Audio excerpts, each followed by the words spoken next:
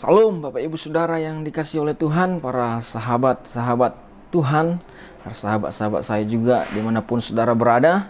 Pada saat ini kita akan merenungkan kembali satu bagian dari firman Tuhan, di mana saya memberi judul bahwa Tuhan Yesus itu adalah Tuhan kita.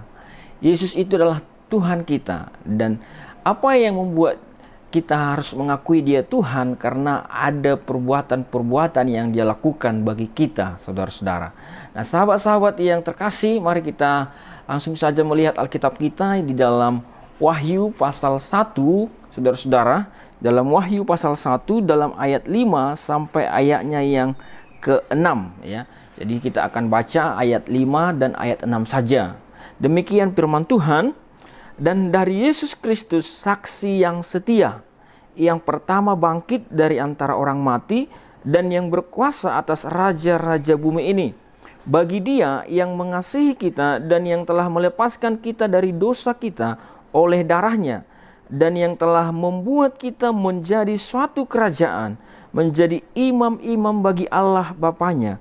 Bagi Dialah kemuliaan dan kuasa sampai selama-lamanya. Nah, saudara-saudara, Yesus adalah Tuhan kita. Pertama-tama dikatakan dalam Alkitab, Dia adalah saksi yang setia. Allah yang setia. Dia adalah Yesus yang setia, saksi dari segala sesuatu. Dia setia. Saudara-saudara, Yesus itu setia. Setia artinya tidak berubah-ubah. Tidak berubah-ubah dalam janjinya, tidak berubah-ubah dalam perbuatannya, tidak berubah-ubah dalam tindakannya. Dia komitmen, dia teguh, saudara-saudara. Nah, saudara-saudara, Yesus adalah orang yang komitmen. Yesus adalah Tuhan yang komitmen.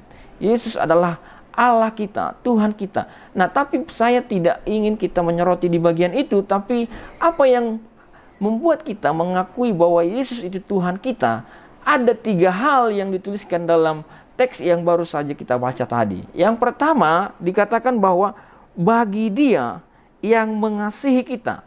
Yesus mengasihi kita. Yesus sayang kepada kita. Bahkan Ia rela mati menggantikan dosa-dosa kita, saudara-saudara. Yesus mengasihi kita, dan kasih-Nya itu mengorbankan jiwanya, mengorbankan tubuhnya, mengorbankan hidupnya bagi kita. Firman Tuhan dalam Injil dikatakan bahwa Ia yang kaya rela menjadi miskin supaya kita kaya, saudara-saudara.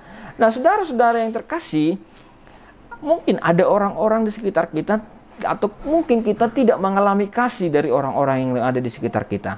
Tapi saudara-saudara, firman Tuhan mau mengingatkan kita hari ini bahwa Yesus mengasihi Bapak, Ibu, Saudara, dan saya. Seperti apapun kita, Ia menerima kita apa adanya. Tidak seperti kasih dalam dunia ini. Mungkin Bapak, Ibu, Saudara ada yang merasa ditolak, ada yang merasa ditolak oleh keluarga, oleh orang-orang di sekitar, saudara-saudara. Tapi saudara-saudara jangan bersedih. Karena apa? Karena Yesus mengasihi kita apa adanya. Ketika engkau datang kepadanya, Ia tidak akan pernah menolak, saudara-saudara. Karena Ia mengasihi kita. Oleh karena itu, kasih-Nya luar biasa, saudara-saudara. Kasih-Nya melebihi kasih yang ada di dunia ini. Kasih-Nya bahkan Ia mau datang dari tahtanya dan kemudian mati, saudara-saudara, menggantikan keberdosaan kita. Kasih-Nya adalah kasih yang luar biasa, saudara-saudara. Dan saudara-saudara, yang kedua adalah dikatakan juga bahwa dan yang telah melepaskan kita dari dosa kita. Saudara-saudara, tidak ada satu manusia pun yang dapat melepaskan orang lain, bahkan seisi dunia, dari dosa. Hanya Tuhan yang dapat melepaskan manusia dari dosa, saudara-saudara. Oleh karena itu, Yesus dengan kematiannya, Ia melepaskan kita dari dosa. Ia melepaskan kita dari budak dosa, dan kita dijadikan menjadi anak-anak Tuhan. Saudara-saudara, ini adalah perbuatan Tuhan, saudara-saudara.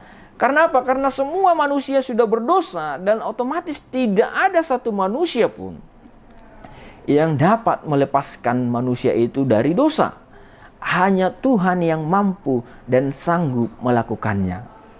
Oleh karena itu, saudara-saudara, dikatakan bahwa Dia yang tidak berdosa menjadikan dirinya berdosa. Untuk apa? Untuk menyelamatkan seisi dunia. Untuk menyelamatkan saudara dan saya dari dosa. Sehingga apa? Sehingga kita lepas dari dosa. Sehingga kita akhirnya bisa hidup dalam kebenaran. Kita bisa hidup dalam kebenaran. Dan kita bisa hidup dalam kemerdekaan. Karena kebenaran itu memerdekakan kita, saudara-saudara. Nah, sahabat-sahabatku yang dikasihi oleh Tuhan, jangan lagi bimbang, jangan lagi takut, jangan lagi ragu bahwa engkau ketika engkau ada di dalam Kristus, engkau sudah dilepaskan dari dosa, engkau sudah dilepaskan dari kutuk dosa, karena Dia Tuhan. Yesus adalah Tuhan kita. Nah, yang ketiga yang dilakukan, perbuatan Yesus yang luar biasa bagi kita adalah dikatakan dalam ayat 6, dan yang telah membuat kita menjadi suatu kerajaan, menjadi imam-imam bagi Allah Bapanya. Dia membuat kita menjadi satu kerajaan. Jadi kita dimasukkan ke dalam kerajaan. Kerajaan apa? Kerajaan siapa? Kerajaan dunia ini? Tentu tidak. Dia memasukkan kita ke dalam kerajaan Allah, saudara-saudara.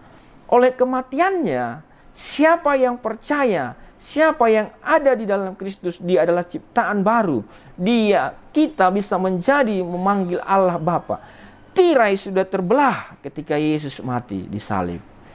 Tirai pembatas itu sudah terbelah, sehingga apa? Sehingga kita tidak perlu lagi imam-imam untuk mewakili kita. Tetapi imam kita sekarang adalah Yesus, dan kita langsung, semua orang percaya, langsung terhubung dengan surga, langsung terhubung dengan Tuhan, langsung terhubung dengan kerajaan Allah. Kita menjadi bagian dari kerajaan Allah. Saudara-saudara, perhatikan di dalam ayat 5 tadi dikatakan bahwa Yesus yang pertama bangkit dari antara orang mati dan berkuasa atas raja-raja di bumi ini. Tidak dapat diragukan lagi, saudara-saudara, bahwa Yesus itu adalah Tuhan. Yesus adalah Tuhan kita. Dia mengasihi kita, mengasihi Bapak, Ibu, Saudara, dan saya. Dan Dia, saudara-saudara, Dia yang telah melepaskan kita dari dosa. Dan yang ketiga, Dia membuat kita menjadi satu kerajaan. Sehingga apa? Sehingga dikatakan bagi Dialah segala kemuliaan dan kuasa sampai selama-lamanya.